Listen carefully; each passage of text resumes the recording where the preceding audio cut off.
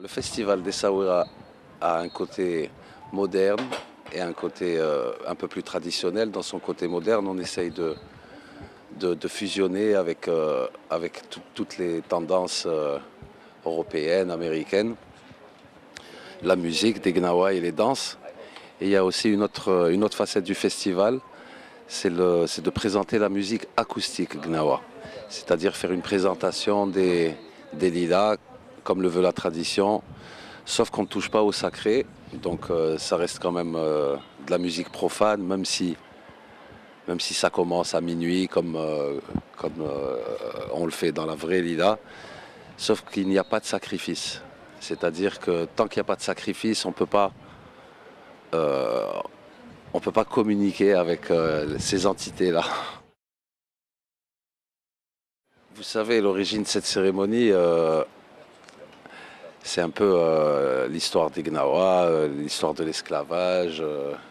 En fait, je pense que c'est la même origine que le vaudou ou le condamblé.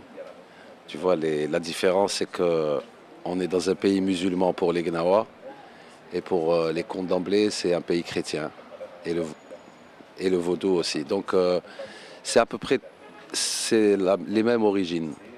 C'est l'Afrique, c'est l'anémisme, toutes les pratiques ancestrales africaines qui sont venues avec le déplacement de ces populations dans le monde.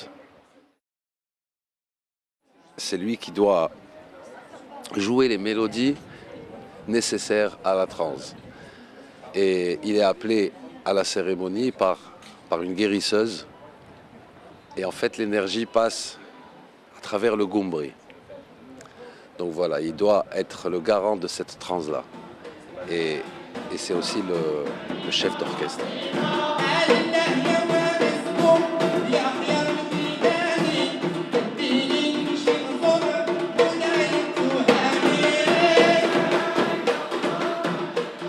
Ces danses-là sont thérapeutiques, c'est des danses de transe comme on les appelle. Mais pour moi, la danse, depuis toujours, est une thérapie.